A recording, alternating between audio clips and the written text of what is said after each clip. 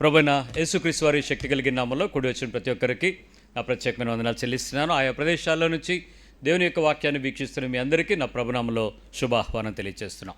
మనం నేర్చుకుంటున్నటువంటి ఆత్మీయ విశ్వాసాన్ని ఒకసారి జ్ఞాపకం చేసుకుందాం. శోధించబడ్డం పాపం కాదు, కానీ శోధనలో పడడం మాత్రం పాపమే. నువ్వు ఏ విషయాల్లో శోధించబడతావో తెలుసుకోకుండా శోధించబడడానికి నువ్వు అవకాశం ఇచ్చినట్లయితే శోధకుడు నిన్ను ఆవహించి లేక నీలో ప్రవేశించి నీ ద్వారా పనిచేసి తదుపరి నష్టాన్ని నీవు కూడా తీర్చుకోలేనంతగా, భరించలేనంతగా అంత తీవ్రత నష్టాన్ని కలిగించుకుంటాం. దేవుని దగ్గరికి వచ్చి ప్రభువా నాకెందుకు ఇలా అయ్యింది, నువ్వెందుకు ఇలా చేసావు అని అడగడానికి కూడా అవకాశం ఉండని దుస్థితి వస్తుంది. కాబట్టి ఆత్మీయమైనటువంటి తీవ్రతల విషయాలలో అవకాశం అపవాదికి ఇవ్వకుండా మిమ్మల్ని మీరు ఎప్పుడు కూడా జాగ్రత్త పెట్టుకోవటం చాలా ముఖ్యమైనటువంటి విషయం. మనం నేర్చుకుంటున్న మొదటి 2 విషయాలలో అపవాది ఎక్కడ మన విశ్వాసాలను అధికంగా శోధిస్తాడు అని అంటే రెచ్చగొట్టేటువంటి అధికమైన పరిస్థితుల్లో మొట్టమొదటిది ద్వేషాన్ని నువ్వు వెల్లడి చేసేటప్పుడు ఎలా వెల్లడి చేస్తావో చూస్తాడు. అసలు నీ హృదయంలో నుంచి ఆ ద్వేషాన్ని ఇతరుల మీదకు వెళ్ళగక్కాల్సి వచ్చినప్పుడు ఎంత సాత్వికంగా, ఎంత సౌమ్యంగా, ఎంత ప్రేమగా, ఎంత ఆత్మీయంగా వెళ్ళగక్కాలో ప్రయత్నం చేస్తావా? ఆ టైంలో కోపం వస్తే నేను మనిషిని కాదు అనేటట్టు చూపిస్తారా? అది జాగ్రత్త. అది మొదటి విషయం. రెండవది, కోపాన్ని బయలుపరచాల్సి వచ్చినప్పుడు క్రూరమైనటువంటి క్రోధాన్ని వ్యక్తపరుస్తాం.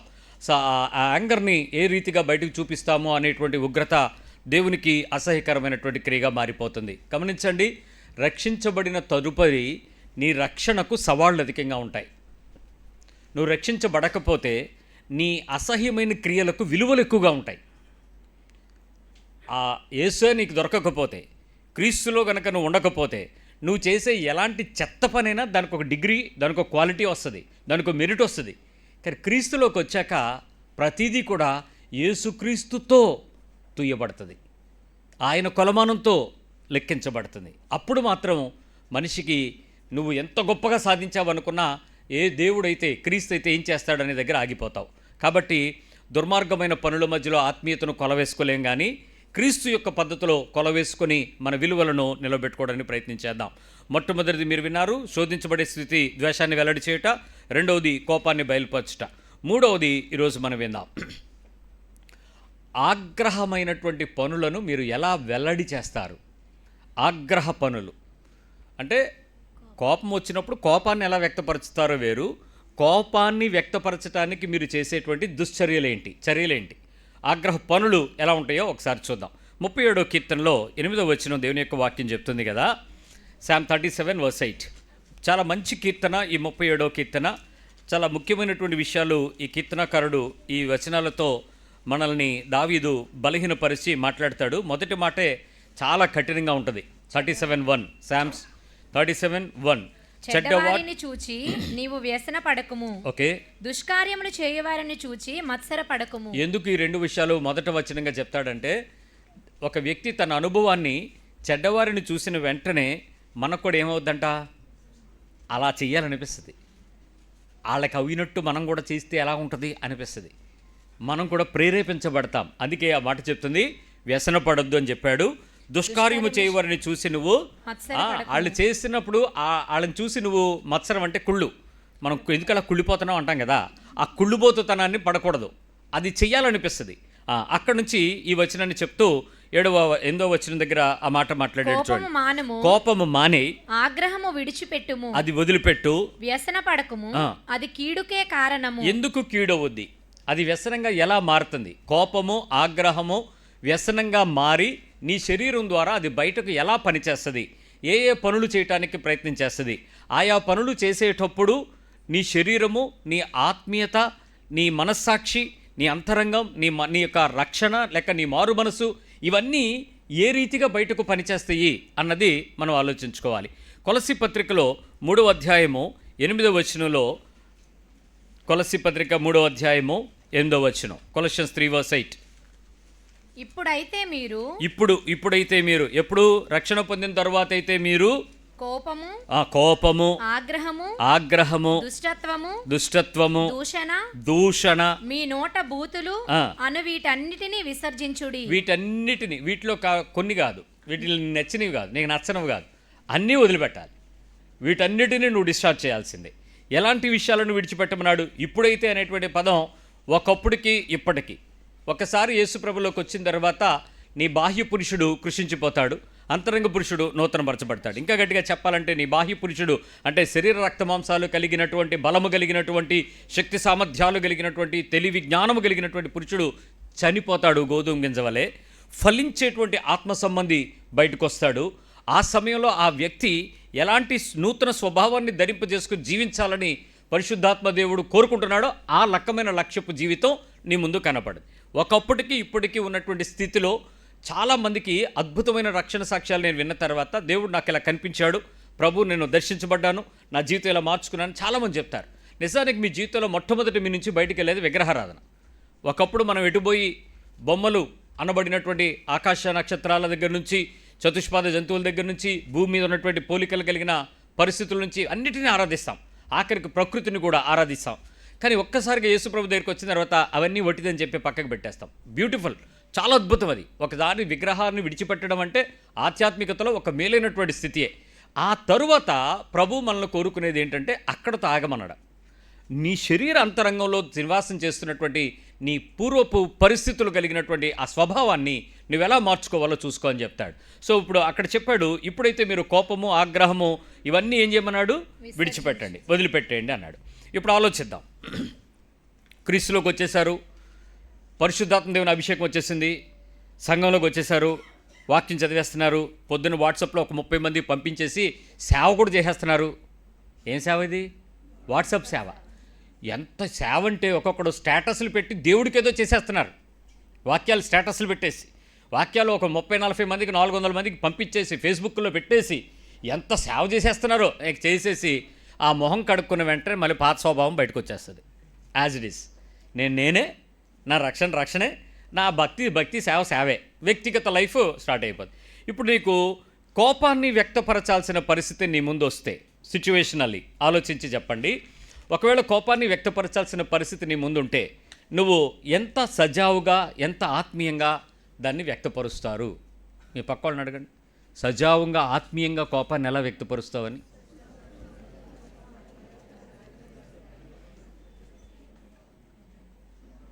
Any planning, any protocol? అంటే ఫస్ట్ నేను ముందు కొంచెం చిన్న చిరుకోపం ప్రదర్శిస్తాను, ఆ తర్వాత కళ్ళు పెద్ద చేస్తాను, ఆ తర్వాత గొంతు పెద్ద ఏమన్నా ప్రోటోకాల్ అని పెట్టుకుంటారా? లేకపోతే టైమ్లీ యాక్ట్ చేస్తారా? పోనీ టైమ్లీ మీరు యాక్ట్ చేసేది ఏమైనా స్పిరిచువల్గా, సూపర్ స్పిరిచువల్గా ఉంటుందా?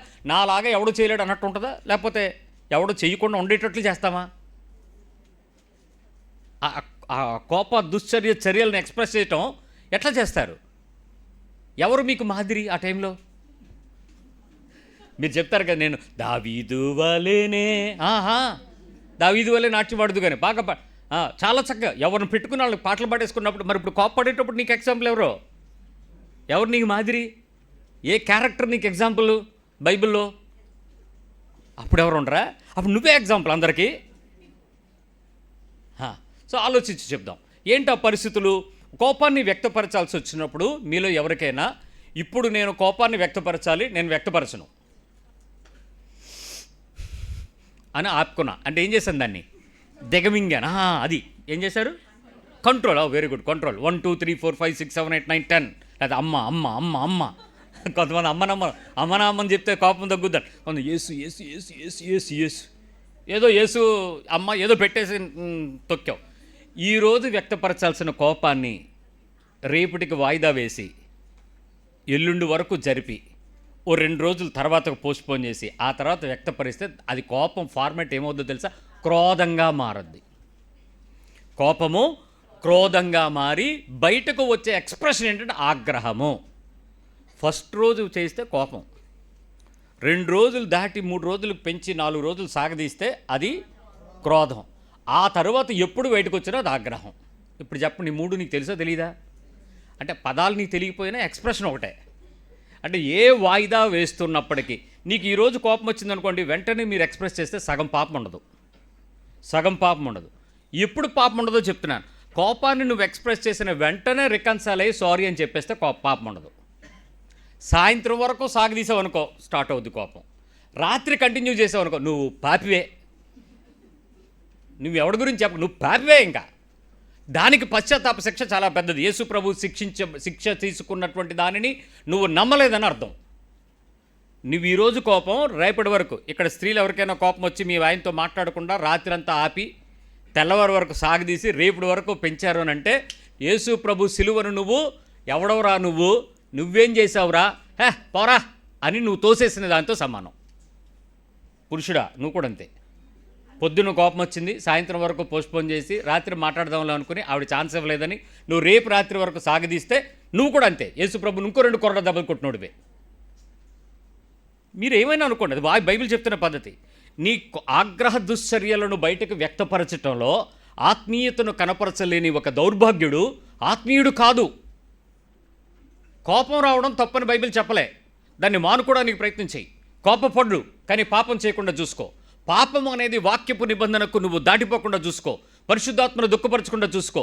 నీ వలన ఇతరుల హాని, అపకారము, బాధ, నష్టం, నలుగుట పడకుండా చూసుకో.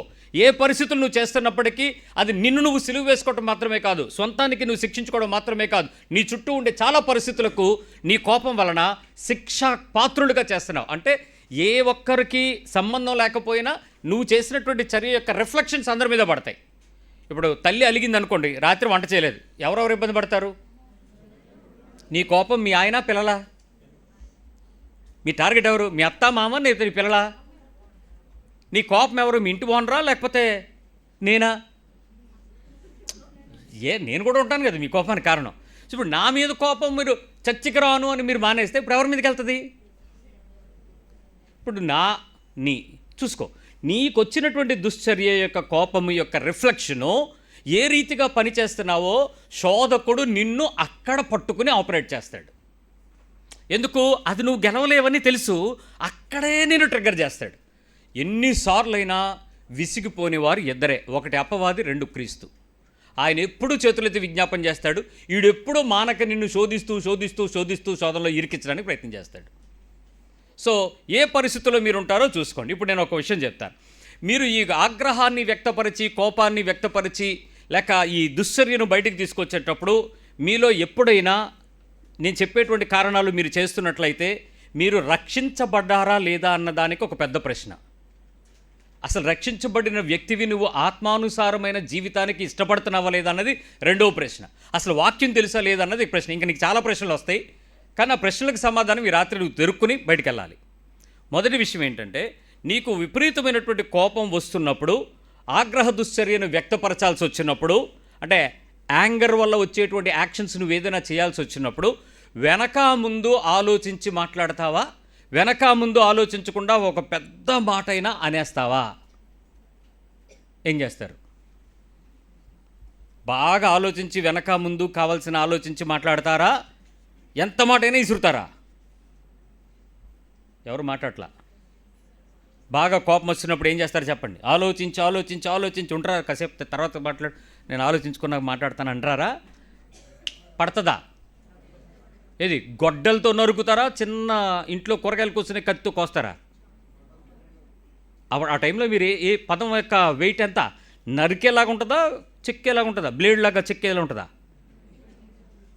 ఎంత గట్టిగా ఉంటుంది? ఇష్టం వచ్చిన పదాలు పడతాయా, సౌమ్యమైన పదాలు పడతాయా? మాట్లాడలేదు. నేను నీతోనే కదా జరుగుతుంది మాట్లాడుతుంది. ఏం పదాలు వస్తాయి?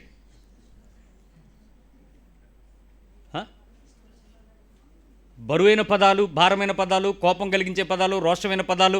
అవతల వాళ్ళకి అసలు ఆలోచిస్తారు? అసలు కోపం అంటేనే ఆలోచన కోల్పోవడం. దానిలో మళ్ళీ ఆలోచన ఎక్కడిది? సో అలాగని పదం మాట్లాడాల్సి వచ్చినప్పుడు లోపల నుంచి ఆగ్రహ బలం ఎంత?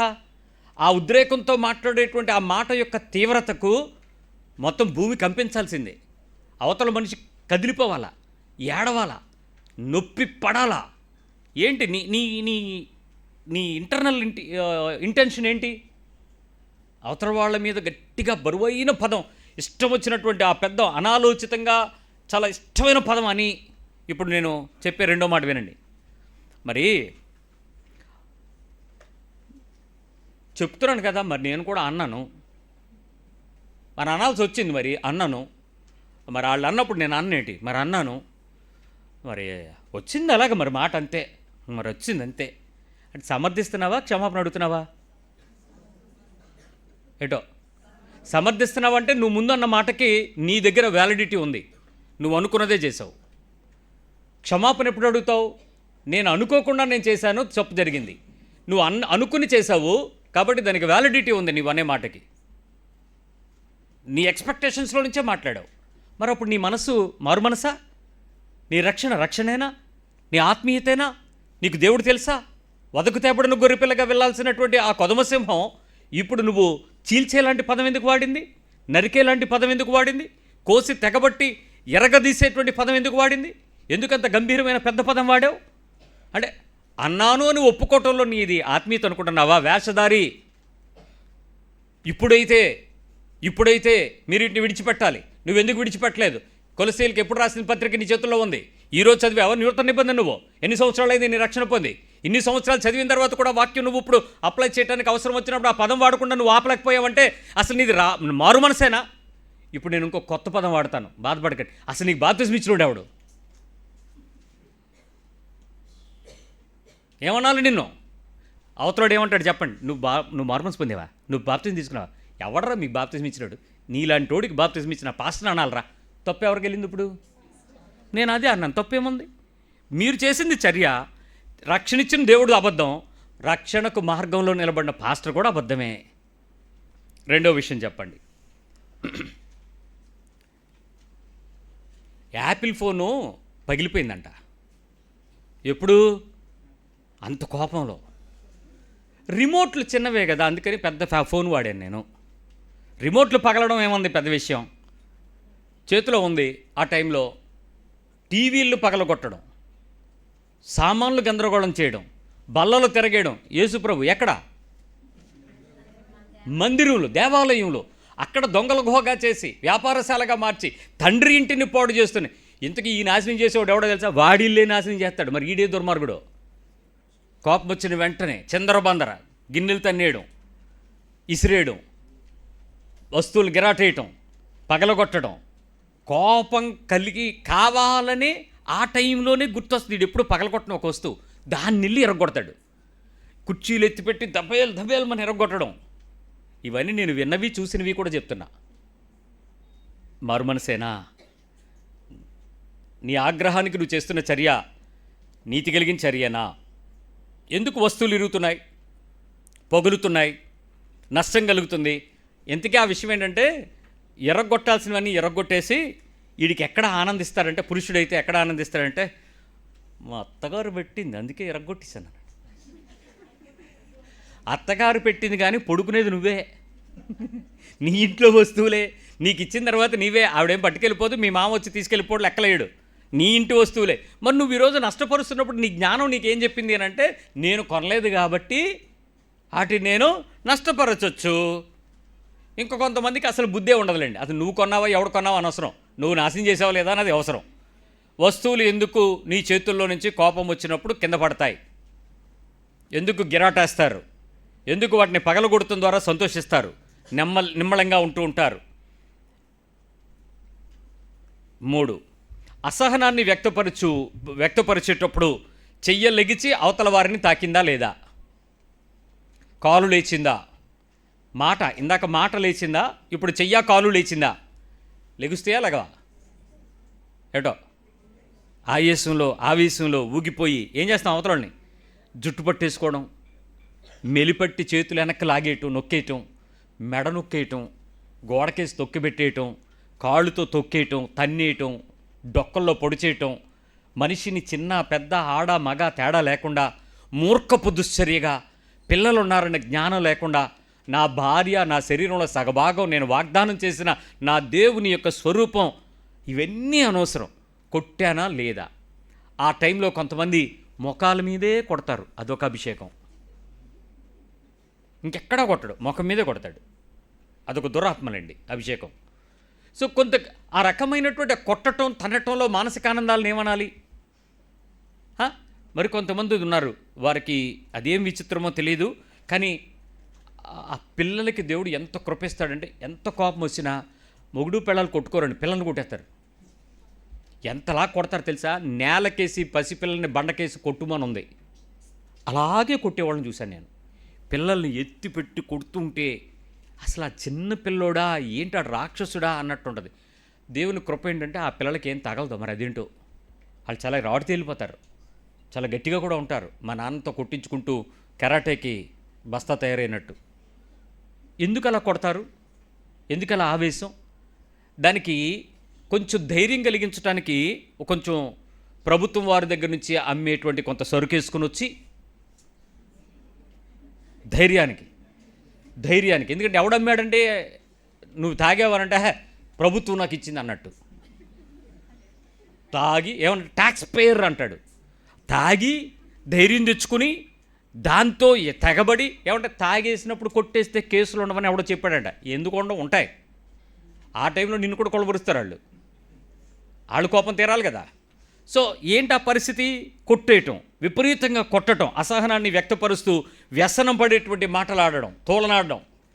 ఎంత భాష, ఎంత అసమాధానకరమైనటువంటి భాష. చెత్తగా మాట్లాడడం, బూతులు మాట్లాడడం, అన్పార్లమెంటరీ వర్డింగ్. ఎందుకు ఈ రకంగా కోపం వచ్చేటప్పుడు అలాంటి పదాలను మాట్లాడుతున్న, కోపాన్ని వ్యక్తపరిచేటప్పుడు అలాంటి వ్యక్తపరుస్తునేటప్పుడు పరిశుద్ధాత్మని యొక్క నడిపింప, దురాత్మ యొక్క నడిపింప? అది గట్టిగా చెప్పాలి. మీకు తెలుసా దురాత్మ ఎలా ఉంటుందో? ఆవాహయామి అని పిలుస్తారా? అప్పుడు వస్తుందా మీ మీదకి? మరొక విషయం చెప్పాలి. 4వ విషయం ఏంటంటే ఆ టైంలో విపరీతమైనటువంటి వేషధారణ ధరించడం. విపరీతమైన వేషధారణ. ఎప్పుడు కోపాన్ని వ్యక్తపరచడానికి ఉపయుక్తమైన వేషధారణ ఎలా ఉంటుందంటే విపరీతమైనటువంటి ప్రేమను, భక్తిని నటిస్తారు ఆ టైంలో. విపరీతమైన ప్రేమ, విపరీతమైన భక్తి. ఇది దేవుడు అంటేనే. మనుషులంటే మీకు ఎలాగో లక్ష్యం ఉండదు. ఒక వ్యక్తిని అంటుకట్టేటప్పుడు దేవునికి ఉన్నటువంటి శాశ్వతమైన ప్రణాళిక భూమి పుట్టక మునుపు నుంచి ఉంటుంది. పరలోకంలో నుంచి ఒక మనిషిని కిందకి పంపాల్సి వచ్చినప్పుడు నీ వేలు ముద్రల దగ్గర నుంచి నీ తల వెంట్రుకల వరకు లక్ష్య పెట్టి ఎవరింటిలో, ఏ ప్రదేశంలో, ఏ సమయంలో, ఏ కాలంలో, ఏ వయసులో, ఏ వ్యక్తిలో, ఏ కుటుంబంలో ఎన్నో వాడిగానో నిర్ణయించి ఆ కుటుంబానికి ఆ వ్యక్తిని అంటుకట్టబెడతాడు. అలాంటి పరిస్థితుల్లో ఒక వ్యక్తి మరొక వ్యక్తితో కలిసి జీవించటం అన్నది ఇది దైవికమైన మహోన్నతమైన చర్య. అలాంటి ఒక కుటుంబ వ్యవస్థలో ఆది కాండంలో ఉన్నటువంటి మొదటి మానవుని ఒంటరిగా ఉండటం మంచిది కాక అలాంటి వ్యక్తికి అంటుకట్టి ప్రపంచాన్ని విస్తరింపచేయడానికి వాడిన ప్రణాళికలో భాగమే నీతో ఉన్నటువంటి నీ జనము, నీతో ఉన్న నీ కుటుంబం. అలాంటిది నువ్వు ప్రేమించి తెచ్చుకున్నా, ఎత్తుకుని తెచ్చుకున్నా, లేచి వెళ్ళిపోయినా, లేకపోతే ఎవరో తీసుకొచ్చి మేము పెట్టినా మీ చేతిలో, అది నీ కుటుంబ వ్యవస్థగా పిల్లల్ని ఫలింపజేసి నీ ఇచ్చాడునంటే దాని నుంచి దాటిపోక దానిని దేవుని నీతిలో నువ్వు వర్ధిల్ల చేయాలని. అలాంటి దగ్గర నువ్వు అసహ్యమైన క్రియ చేసి దేవుని ప్రేమను నువ్వు నటించినా, దేవుని ప్రేమను నటించేటట్లుగా నువ్వు చేసేటువంటి వేషధారణ వేస్తే దేవుడు మోసపోతాడా? మీరు మోసపోతున్నారా? ఎవరు మోసపోతారు? మోసపోకండి, దేవుడు వెక్కిరించబడు. దేవుడు ఎప్పుడు మోసపోయేది మనమే కదా, మోసం చేసే లక్ష్యాలు మనమే కదా. సో మనము మోసం చేసేటువంటి ఆ పరిచర్యకు మీరు నటించేటువంటి ఆ వేషధారణ దేవుడు అసహించుకుంటాడు. జాగ్రత్త. మరొక మాట చెప్పాలి.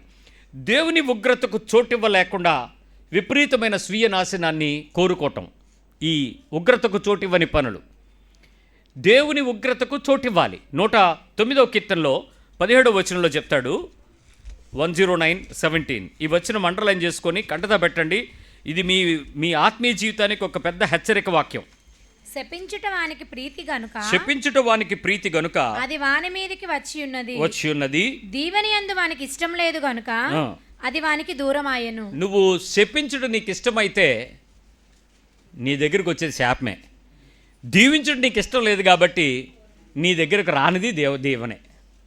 సో ఇప్పుడు నువ్వు ఎవరైనా పరిస్థితి వచ్చినప్పుడు, మీరు ఎప్పుడైనా బాగా కోపం వచ్చినప్పుడు దీవిస్తారా, శపిస్తారా? మీ పక్కన అడగండి. బాగా దీవించేస్తారా, శపిస్తారా అని నిజం చెప్పాలి. దీవిస్తారా? చాలా శాపాలు పెడతారు కదా, శాపనార్థాలు పెడతారు కదా. ఎంత శాపాలు పెడతారంటే ఆ టైంలో నీ శాపాలకు ఒక పుస్తకమే ఉంటుంది నీ దగ్గర. నిజంగా ఆ టైంలో నీ హృదయపూర్వకంగా నువ్వు పెట్టేటువంటి ఆ శాపాలు నీ నోట్లో నుంచి వచ్చినవైతే కావు. ఎక్కడి నుంచి వస్తాయి చూసుకోండి. కోపం వచ్చినప్పుడు మీరు తిట్టేటప్పుడు మీకు కొన్ని పదాలు చెప్తాను. ఆ పదాలు మీకు ఎలాంటివి ఉంటాయో చూడండి.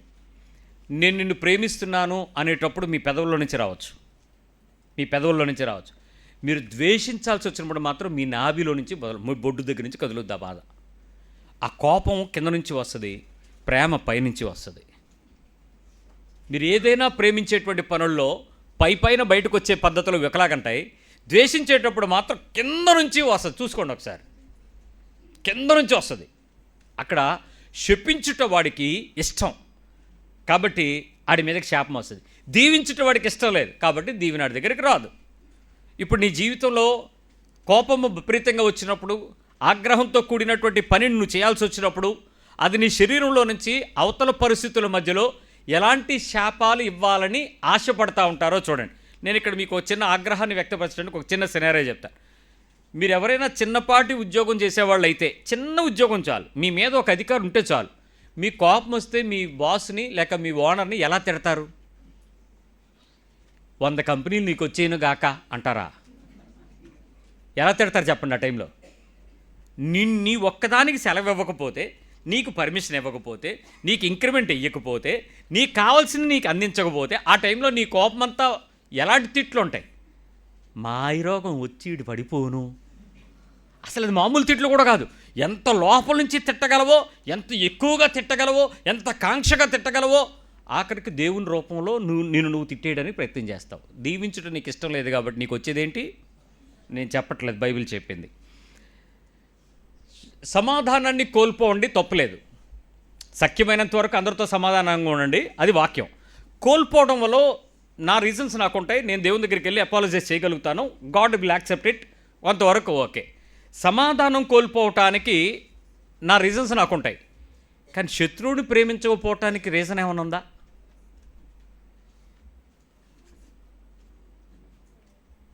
సమాధానం కోల్పోవటానికి నా రీజన్స్ నాకున్నాయి, కానీ ఆ టైంలో నాకు శత్రువు ఎవరు? నిన్నటి వరకు ప్రేమించిన వ్యక్తే కదా. ఇప్పుడు నాకు కోపం వచ్చిన వెంటనే నాకు ఆ టైం ఆ మనిషి నాకు ఏమవుతాడు? ఇప్పుడు శత్రువుని నేను ప్రేమించాలా వద్దా? సమాధానం కోల్పోవటానికి నాకు రీజన్ ఉంది, కానీ శత్రువుని ప్రేమించకపోవటానికి నాకు కారణం ఉందా?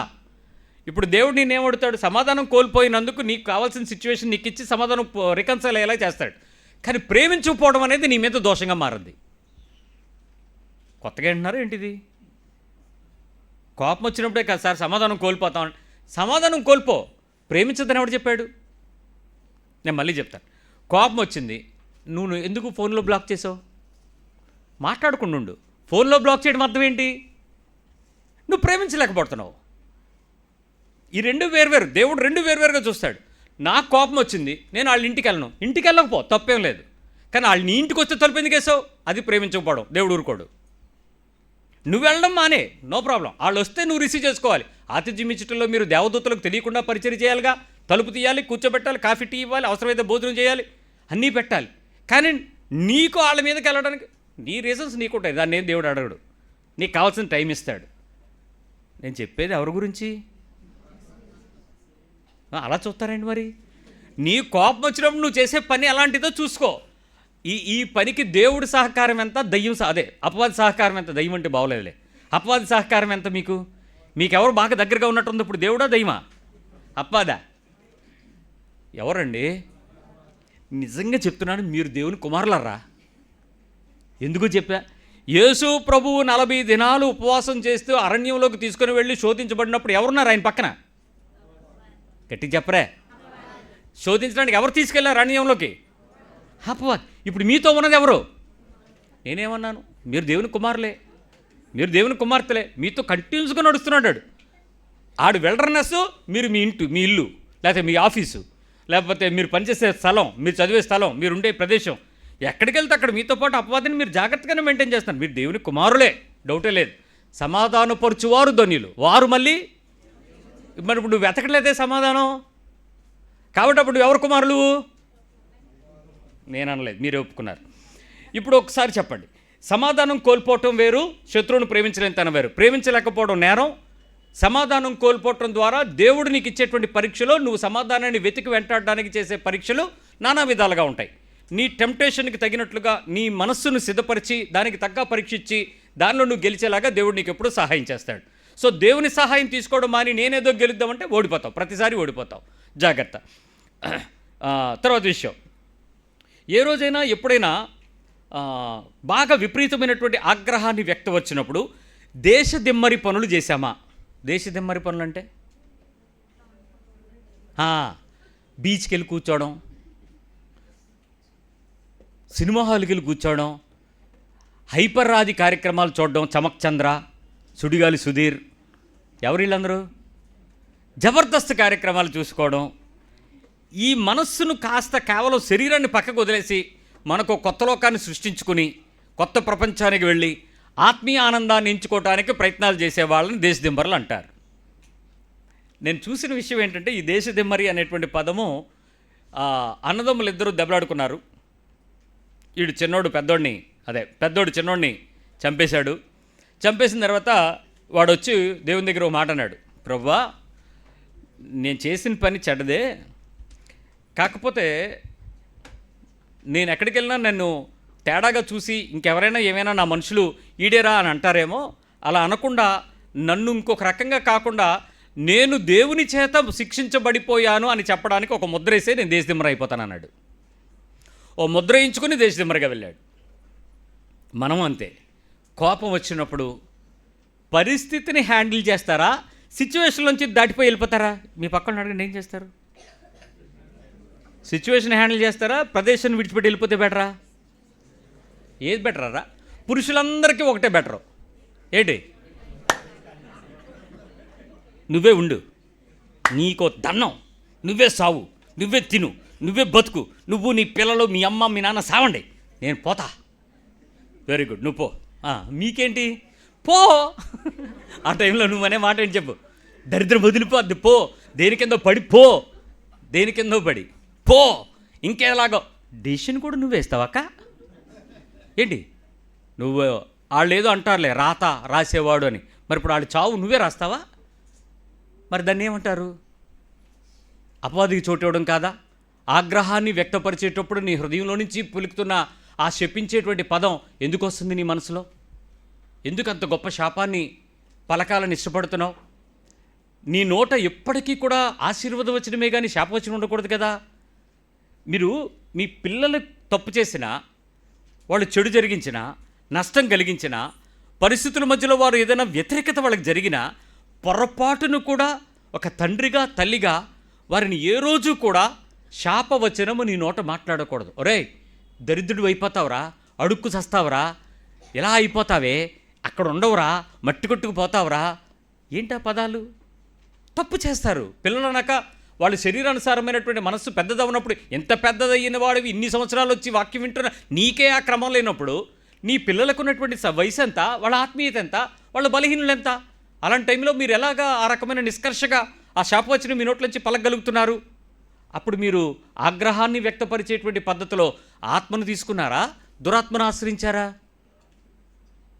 ఎక్కడ జరిగింది? ఇప్పుడు మీ ప్రవర్తనపై దేవుని అధికారానికి మీరు ఎలా వాడుకున్నారో ఒక్కసారి ఆలోచిస్తూ సమాధానం చెప్పండి. ఒకవేళ నీ కోపాన్ని వ్యక్తపరిచే సందర్భంలో మీ ఇంట్లో కానీ, మీ ఇంటి బయట కానీ, పరిస్థితుల్లో కానీ, ఎక్కడైనా సరే మీకు వచ్చినటువంటి ఆగ్రహ బలం, కోపం, అలాంటి పరిస్థితుల్లో మీరు అవుట్కమ్ ఎక్స్ప్రెషన్ ఇచ్చిన తర్వాత ఎంత టైంకి దేవునిని మీరు చూపించగలరు? ఇది మొదటి ప్రశ్న. ఎంత టైంకి మీలో దేవుణ్ణి కనపరచగలరు? మీరే చెప్పండి సమాధానం. మళ్ళీ తిరిగి దేవునిని మీలో కనపరచటానికి ఎంత టైం పడుద్ది?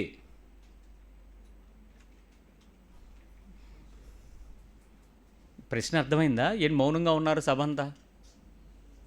ఎంత టైం పడుద్ది?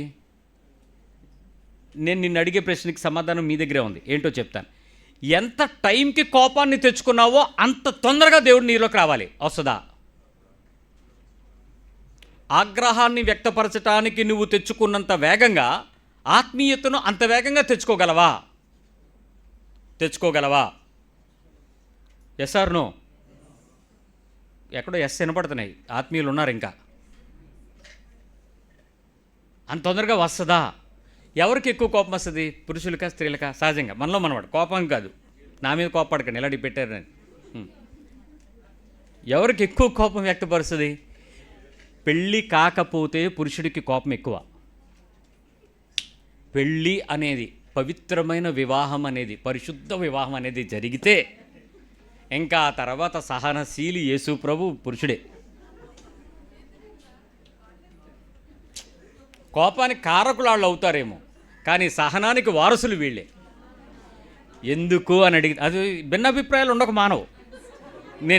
నిన్ను రైట్ అని వాళ్ళని తప్పని నేనేం జడ్జ్ చేయట్లే, కానీ ఒక వాస్తవం చెప్తాను. ఏంటంటే, మాట్లాడగలిగినోడిని మాట్లాడకుండా ఉంచగలిగేది వివాహం.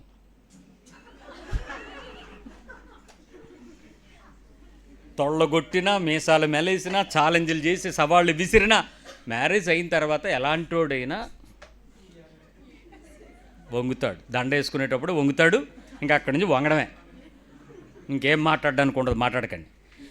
మీరు అడగచ్చు కారణాలు. నేను రెచ్చగొట్టడానికి కారణం ఇక్కడే, బీజం ఇక్కడే పడవచ్చు, నేనేం కాదన్నాను. మీరు రెచ్చిపోవడానికి కారణం అపవాదికి చోటు ఎవరిచ్చారు? ప్రతి ఇంట్లో ఈ శబ్దం సరిగ్గా వింటారు, ప్రతి ఇంట్లో ఉంటుంది. నేను గ్యారంటీకి చెప్తాను, ఏంటో చెప్తాను వినండి. స్త్రీలందరూ ఏమంటారు? సాతానా పో. ఇందుకు ఎవరా సాతాను? స్త్రీలారా చెప్పండి. భయపడుతున్నారా? సాతానుగళ్ళగా శోధించేస్తున్నాడు అనుకో మీ నాన్న శాతానా, మీ ఆయన శాతానా కాదే. కానీ మీకు అలాగ అనిపించడంలో తప్పేమీ లేదు. ఆత్మీయులకు ఆత్మ కనిపిస్తుంది. ప్రభు క్షమించునుగాక.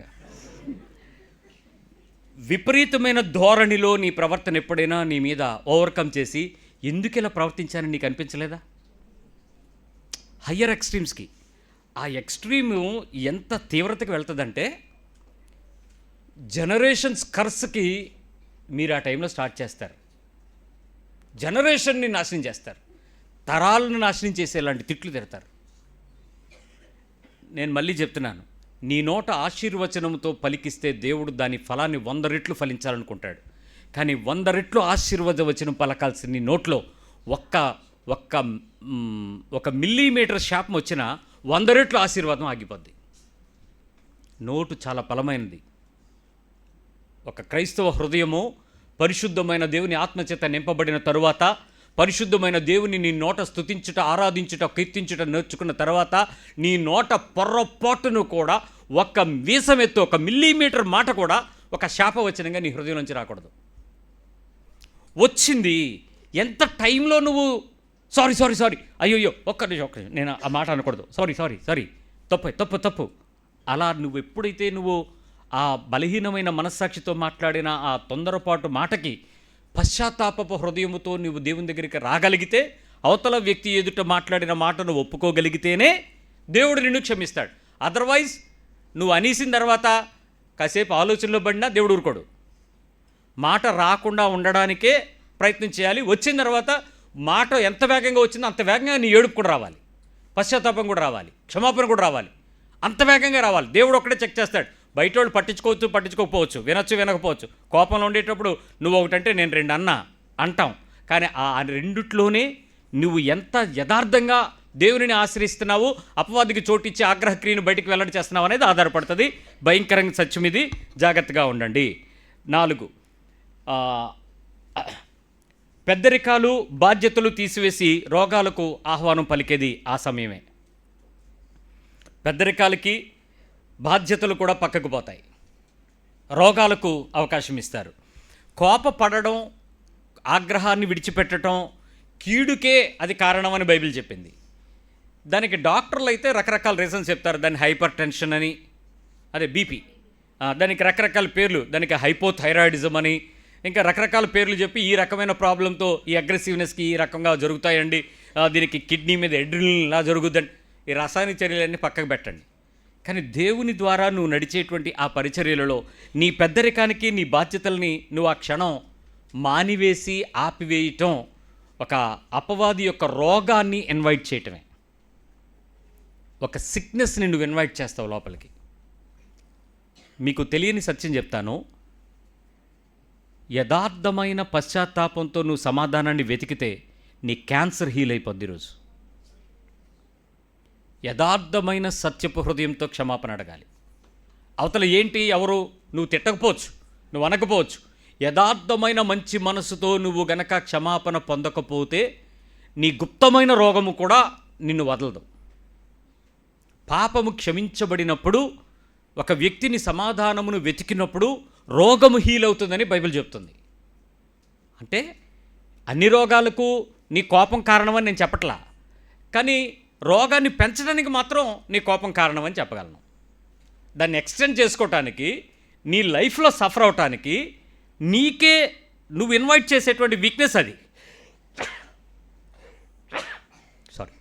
సో ఏ పరిస్థితి వచ్చినా అపవాదికి అవకాశం ఇవ్వకుండా నీవు ఎంత ఎక్కువగా, ఎంత తొందరగా, మీకు బాగా కోపం వచ్చినప్పుడు మీకు మంచి వేడివేడిగా ఉంటుంది కదా పకోడీలు తిన్నట్టు, ఆ నిమిషంలో మీరు సమాధానాన్ని వెతికిన తర్వాత మీరు ఎంత రిలాక్స్ అవుతారు చూడండి. మీ బీపీ నార్మల్ అయిపోద్ది. ఆ పైకి వెళ్తున్న బారోమీటర్ టక్కని దీపద్ది. ఎందుకంటే మీరు ఎప్పుడైనా బీపీ విపరీతంగా ఫ్లక్చుయేట్ అవుతుంది అనుకోండి, డాక్టర్లు ఏమంటారో తెలుసా? మీరు దేని గురించి ఆలోచిస్తున్నారా అని అడుగుతారు. ఆలోచనకి బీపీకి కారణం ఏంటి? మీ మైండ్లో థింకింగ్ ఎప్పుడైతే పెరుగుద్దో మీ రకాల జబ్బులన్నీ మీ శరీరం మీదకి ఆవహించబడతాయి. ఏ జబ్బు అయినా తగ్గకపోవడానికి మీ ఆలోచనే కారణం. మీ మనస్సు దేవుని మీద ఆనుకుందనుకోండి, పూర్ణ శాంతి.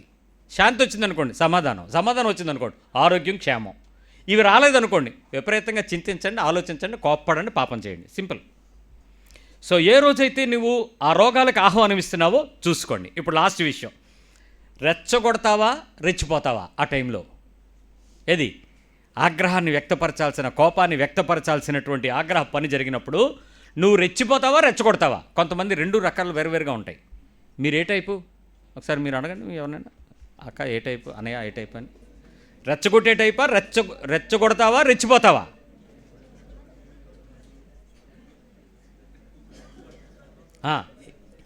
ఏ టైపు?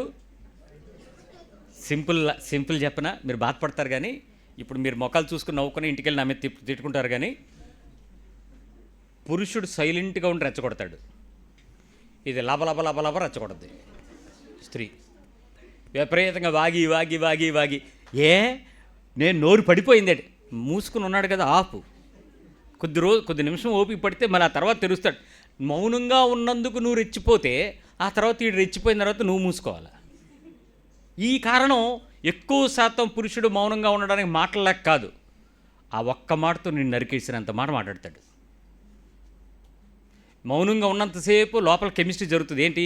ఈ పదానికి ఏ పదం తెగితే తెగిపోద్ది, అది ఆకురాయి సాన పెడతాడు. మాట సాన పెట్టి పెట్టి పెట్టి పెట్టి ఎతుకుతాడు ఆ డైలాగ్. నువ్వు ఈ లోపల 100 మాటలు మాట్లాడేసి ఇంకేం మాటలు లేకుండా కామ్ అయిపోతావు, అప్పుడు లేపుతాడు దాన్ని. ఇంకా ఆ తర్వాత నీకు మాటలు ఎక్కడ ఉంటాయి? పాపం చెయ్యొద్దు బైబిల్ చెప్తుంది, అవకాశం ఇవ్వద్దు, అపవాదికి చోటు ఇవ్వద్దు. పరిస్థితులు ఎన్నో వాక్యాలు వింటావు. ఇన్ని సంవత్సరాలు నీ శరీరానికి వచ్చాక ఆత్మీయంగా ఈ రోజుకి ఆగ్రహ పనులకు నువ్వు చేసేటువంటి కారణం ఎవరు ఆశ్రయం అవుతున్నారు? ప్రభువా, నా కోపం వస్తుంది, ఈ పని నేను అనకూడదు, ఇప్పుడు నాకు సహాయం చేయి ప్రభా ప్రభా ప్రభా ప్రభా. నేను చాలామంది చూశాను ఇలా ప్రభా ప్రభా అనుకునేవాళ్ళు. నేను ఈ ప్రభా అనుకునేవాళ్ళు నిజంగా పరిపూర్ణులు అనుకున్నాను కొద్ది రోజులు. ఏమంటారో తెలుసా? 3 నెలల నుంచి ఓపి పట్టానని మధ్యలో దిగుతాడు. 3 నెలలు ఓపి పట్టడమా ప్రభా అని? 3 నెలలు పాపాన్ని పెంచడమర్రా. నిన్నటిది ఈరోజు తేకూడదు, నిన్నటి కోపం ఈరోజు వ్యక్తపరచకూడదు. ఈరోజు మాట్లాడేటప్పుడు మొన్న అల్లప్పుడు ఎల్లప్పుడు నువ్వు నోరెత్తకూడదు. ఈరోజే కోపం వచ్చింది ఇప్పుడు దుప్పుడే తేల్చుకోవాలి. మీ పక్కలో చెప్పండి, ఇప్పుడు దుప్పుడే అని. నిన్నటిది మాట్లాడకూడదు, గతం తవ్వకూడదు, మొన్నటి గురించి చెప్పకూడదు, దెప్పకూడదు, ఎత్తకూడదు. ఈరోజే. అసలు 100 గొడవలు అయిపోతాయర్రా. ఉండగలరా? ఉండకండి. రక్షణ ఎందుకు మనకి? దేవుడు ఎందుకు? మనకు దయ్యం ఉన్నాడు కదా, ఆడిని పోషిద్దాం. ఆ గుమ్మడికాయ ఏదో కట్టేసుకుంటారా మీ ఇంటికి, ఈ గుమ్మానికి ఈడే అధిపతి అని తెలుసు. అపవాదికి చోటు ఇవ్వకూడదని దాన్ని ప్రేమిస్తానంటారు. ఏం చేయాలి? సో ఆగ్రహ పనుల దగ్గర మొట్టమొదటిది, నువ్వు ద్వేషాన్ని వెల్లడి చేయడానికి అపవాదిని రెచ్చగొడతాడు నిన్ను. కోపాన్ని బయలుపరిచేటప్పుడు అపవాది నిన్ను రెచ్చగొడతాడు. ఆగ్రహ పనులు నువ్వు చేయాల్సి వచ్చినప్పుడు అపవాది నిన్ను విపరీతంగా రెచ్చగొడతాడు. 4వ విషయం కూడా చెప్తాను ఈరోజు. 4వ విషయం, మాటలకు మాటలతో ఇచ్చేటువంటి దూషణకు మీరు ఎలా అవకాశం ఇస్తారు? దూషణకు మీరు ఇచ్చేటువంటి అవకాశం. 1 Peter 3:9, 1 పేతురు పత్రిక 3వ అధ్యాయము 9వ వచనం. 1 పేతురు పత్రిక 3వ అధ్యాయము 9వ వచనం. ఆశీర్వాదమునకు బైబిల్లో ఆశీర్వాదాలు ఉన్నాయండి. ఆశీర్వాదమునకు వారసులగుటకు మీరు పిలువబడితే కనుక కీడుకు ప్రతి కీడైనను, అంటే కీడుకి కీడు చెయ్యొద్దు, దూషణకు ప్రతి దూషణైనను చేయక దీవించుడి. ఏం చేయాలి ఇప్పుడు? దూషణకు ప్రతి దూషణ చేయకుండా ఏం చేయాలి? దీవించాలి. మీ పక్క వాళ్ళు చెప్పండి, తిట్టినోళ్ళకి తిట్టకూడదంట, దీవించాలంట. Very good. ఇప్పుడు ఈ పదం అవును. ఇందాక నేను అన్నాను కదా, అవును నేను అన్నాను, నేను ఊరుకోలేదు, మరేమి చెప్పేస్తున్నాను, అనాల్సి వచ్చింది అనేవాళ్ళు ఉన్నారా లేదా? ఈ అనుభవం మీలో ఎవరికి ఉంది? ఎవరికి లేదని అడగండి. మరి వాళ్ళు మాట్లాడుతుంటే మేము మాట్లాడుకుని నోటుకుంటాం ఏంటండి? మేము అన్నాను, మరి అనాల్సి వచ్చింది అనేసాను అన్నారా లేదా? 1 పేతురు 3:9 మళ్ళీ చెప్పండి. అలాగే అనాల్సి వచ్చింది అనేసాను, వాళ్ళు అన్నారు కాబట్టి నేను అన్నాను. 1 పేతురు 3:9 మళ్ళీ చెప్పండి. అనాల్సి వచ్చింది కాబట్టి అనేసాను, వాళ్ళు అన్నారు కాబట్టే అన్నాను, ఆపుకోలేక వాళ్ళు ఒకటంటే నేను అన్నా. 1 పేతురు 3:9. ఇప్పుడు చెప్పండి, 1 పేతురు 3:9 ఇప్పుడు నువ్వు చేసిన పని ఒకటేనా? మరి కాదన్నప్పుడు నువ్వు బైబిల్ తెలుసు అంటావేంటి? నాకు తెలియదండి ఈ వాక్యం, నేను అన్నాను, ప్రభు నిన్ను క్షమించాడు, వెళ్ళిపో. నీ పాపానికి ఏ రకమైన చిట్టాల్లో పుస్తకంలో రాయలే. కానీ వాక్యం ఉండి అక్షరం నీ మీదకి వచ్చి నీ మీద తీర్పు తీరుస్తుందని తెలిసి వాళ్ళు అన్నారు కాబట్టి నువ్వు అన్నావు అంటే ఆడి గడ్డి తిన్నాడండి. మరి నువ్వేం తిన్నా? నువ్వెందుకు అన్నావు? ఆడు అంటాడు, ఆవిడ అంటది, నువ్వెందుకు అన్నావు? అనాల్సిన కారణం ఏంటి? అవునండి, అలా అనడానికి మీకు ఏమైనా ఊతము ఆధారం ఏమైనా ఉందా? అనొచ్చు అసలు. బైబిల్ ఏం చెప్పింది? మాట్లాడండి. 1 పేతురు 3:9 ఒప్పుకున్నారు కదా, చెప్పండి. మీరు అనడానికి మీకు ఏమైనా అధికారం ఉందా? ఆధారం ఉందా?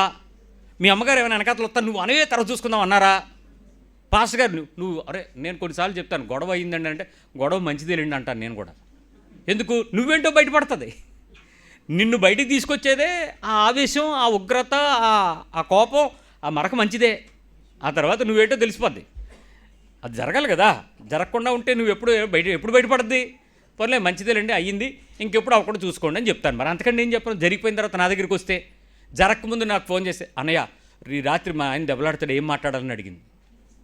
ఏం మాట్లాడాలి? 1 పేతురు 3:9 ఏం మాట్లాడాలి?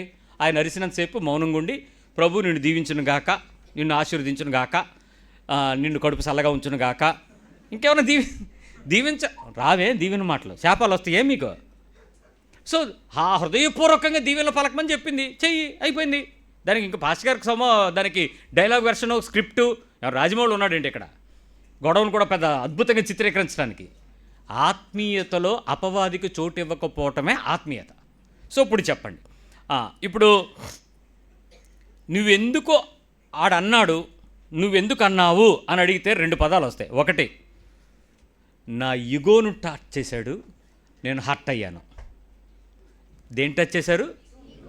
ఏంటో ఏంటో ఏంటో ఎక్కడ ఉంది అది? నీకు ఈగో ఉందా? నీకు అహం ఉందా? క్రీస్తులో చచ్చిపోయిందనివి కాదా? నూతన సృష్టివి కాదా? పాతవి గతించిన క్రొత్త రూపం కాదా? నీ సంపూర్ణత, నీ స్వరూపం క్రీస్తులో నూతన ఆ సంపూర్ణతను కాదా? ఇంకా ధరించుకోలేదా? పాపం చేసినోడికి కదా గిల్టీ ఉంటుంది. పాపం కడిగి వేయబడ్డోడికి గిల్టీ ఏంటి? ఇప్పుడు ప్రభువు నన్ను ఎలా క్షమించాడో నాకు గుర్తు చేసుకుంటే అప్పుడు నేను అవతల వ్యక్తిని క్షమించడానికి కారణం నాకు దొరుకుద్ది, అవతల వ్యక్తిని దీవించడానికి నాకు కృప దొరుకుద్ది. అసలు ప్రభువు నన్ను ఎలా క్షమించాడో నాకు అర్థం కాకపోతే అవతలోని పాపిలాగా చూస్తే నేను పాపినే. 2 పాపులు దెబ్బలాడుకుంటే 2 జైల్లో ఉండి నాలాంటి నీతివంతుడు ఎవడో లేడు అన్నాడంట. 2 ఎక్కడున్నారు? మరి జైల్లో ఉండాక నీతివంతులేంటి? మళ్ళీ 2 మాట్లాడుకుంటుంటే అదే మన తెలివి తక్కువ. ఈగో ఏంటి? ఈగో నీకెక్కడది ఈగో? ఇంకొకడు అంటాడు, నన్ను మా వాళ్ళని అనేటప్పటికి నేను తట్టుకోలేకపోయాను. ఎవరిని? మీ వాళ్ళు అని. నువ్వు ఒక్కదానివే మారు మనసు, నీ వాళ్ళు ఎవరు మనసు పొందలేదా? మీ వాళ్ళని అంటే అనాలని ఎక్కడైనా ఉందండి? మీరు అన్నప్పుడు పడండి, మీ వాళ్ళని అన్నప్పుడు తిరగబడండి. పాత నిబంధన ద్వితీయోపదేశకాండం 62వ అధ్యాయం 17వ వచనం. అంటే అది లేదులేండి, ఎతకండి. కొత్త బైబిల్ రాసుకుని నువ్వేమైనా పెట్టుకున్నావు అలాంటివి ఏమైనా? ఎందుకు మరి ఇలాంటి మాటలు మాట్లాడతారు? సో ఇప్పుడు నీ ఈగోని టచ్ చేసినా, నువ్వు హర్ట్ అయినా పరిస్థితి అయితే అదే లేదు. ఒరే మరి ఇంకొక మాట చెప్తాను.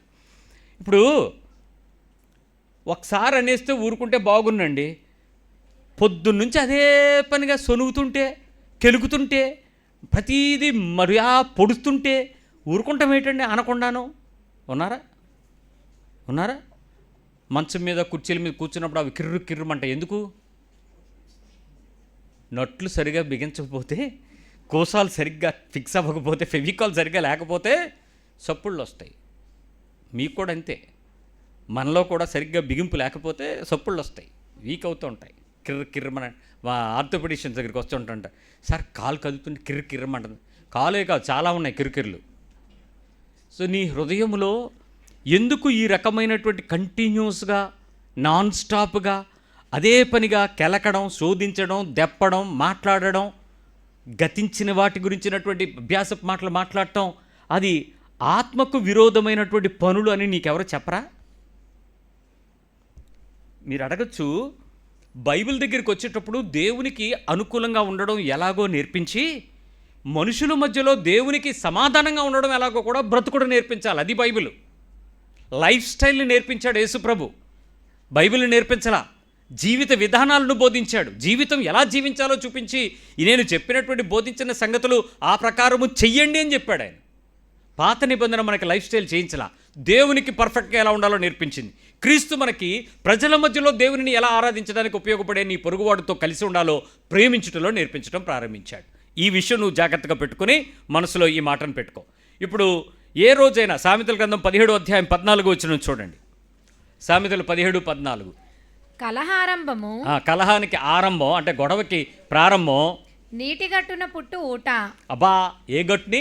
నీటి గట్టు. ఆల్రెడీ చుట్టూ నీరుంది, రిజర్వాయర్ గట్టు కట్టారు, ఆ గట్టుకి లీక్ అయ్యిందటండి కలహ ఆరంభం. ఆ నీటి పొట్టున గట్టు నుంచి కొంచెం ఊట అలా స్టార్ట్ అవుతుంది అనుకోండి, స్లోగా చుక్కలు తడి వస్తుంది. కొద్ది సమయం తర్వాత ఏమవుద్ది? వాటర్. ఆ వాటర్ అలా లీక్ అయ్యి ఏమవుద్ది? గట్టు తెగ్గొట్టుకొని ఊరు ముంచేదా? కలహ ఆరంభం కూడా అంతేనంట. ఫస్ట్లో ఎలాగొస్తుందట? చిలికి స్లోగా లీక్ అవుద్దంట.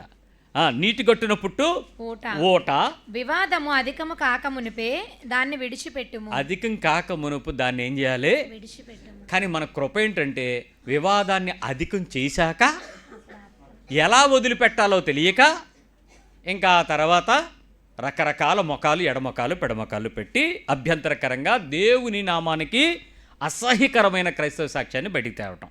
ఈ పరిస్థితి నువ్వు గుర్తుపెట్టుకుని హృదయాన్ని ఏ రీతిగా దేవుని మీద ఉంచుతావో ఒక్కసారి చూసుకో. ఇప్పుడు లెట్ మీ టెల్ యూ ఏ పరిస్థితులు ఉంటాయో చూసుకోండి. 1, మాటకు మాట ఆపగలవా? మీ పక్కన అడగండి. బదులిస్తావా, మూస్తావా? ఏం మాట్లాడుకోవట్లేదా? మీరు చెప్పండి, గుర్తుంటుంది. నా పక్కన ఆవిడ మరీ ముఖం ఎలా పెట్టుకుని అడిగిందని చెప్పుకుంటుంది. ఇంకా ఆ రోజున కోపం రాదు ఆవిడకి. చెప్పండి, మీ పక్కన అడగండి. మాటకు మాట ఇస్తావా, మూసుకుని ఆపుతావా? పేతురు, నీ ముందున్న అడగరా, అయ్యా మాటకి డైలాగ్ ఏమైనా వేస్తావా, ఆగిపోతావా అనేసి. ఇంకా ఆడు పెళ్ళి అవ్వలేదు, అయ్యాకాడు చెప్తాడు. ఇప్పుడే చెప్పు. మాటకు మాట ఇస్తారా, ఆపుతారా? డైలాగ్. రైట్. ఇప్పుడు చెప్పండి. వేడిగా, వాడిగా, పౌరుషంగా, పరుషంగా, నిందలు, అసహనంగా పదాలు ఇసురుతారా, లేకపోతే క్షమాపణ అడుగుతారా? ఏమడుగుతారా టైంలో? వాడిగా, వేడిగా, పౌరుషంగా, పరుషంగా, నిందలు, బాధాకరమైన పదాలు వాడతారా, క్షమాపణ అడుగుతారా?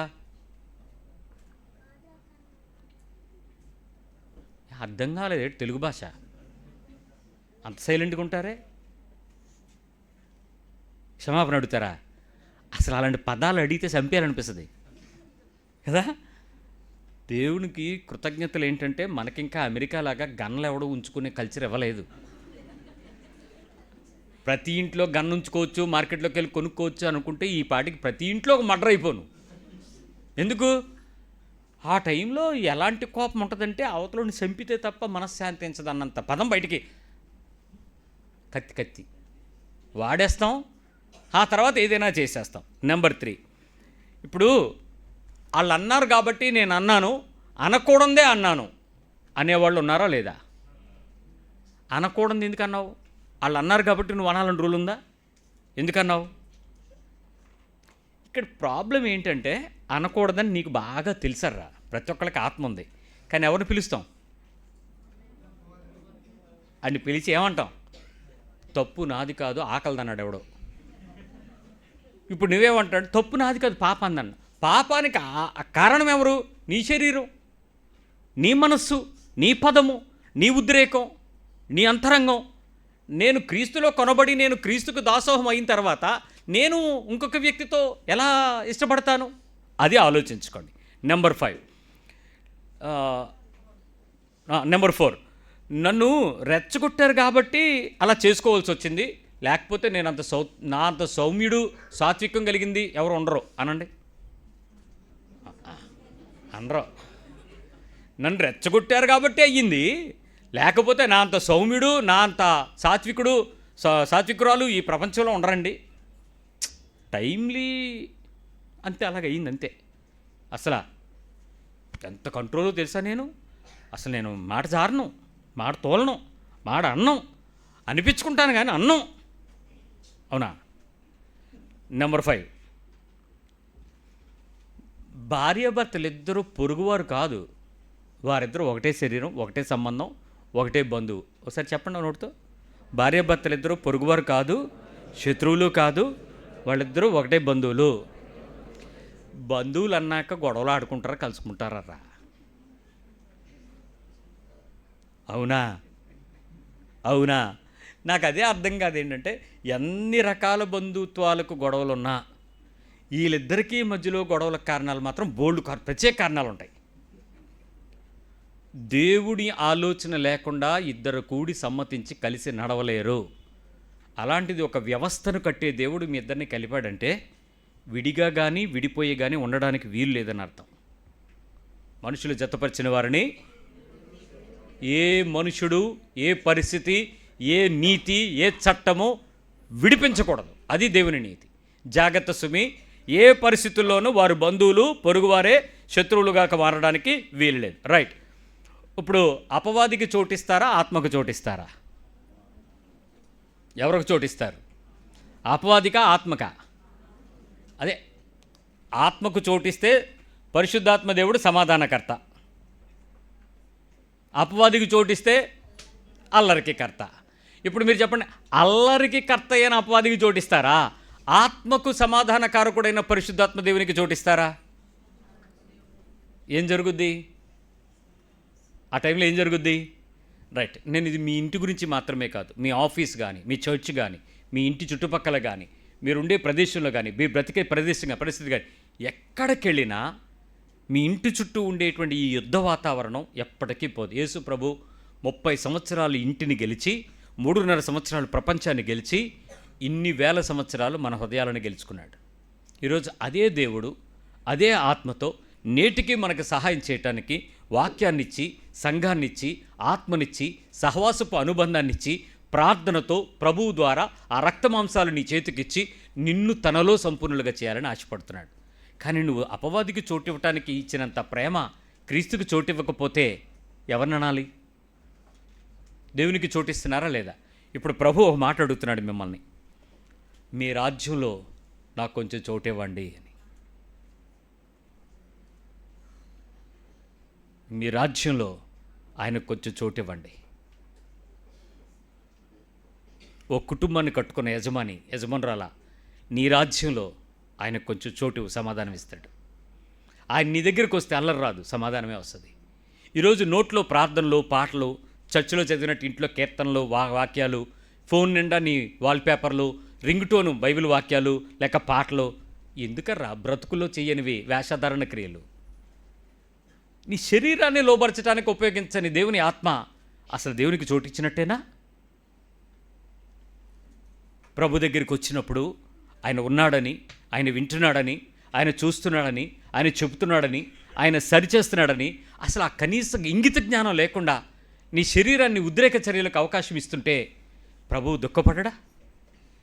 ఈరోజు నీ హృదయాన్ని ఆయన వైపు తిప్పు, ఆయనతో మాట్లాడు, ఆయనతో ఒక నిబంధన చేసుకో. ప్రార్థన చేద్దాం.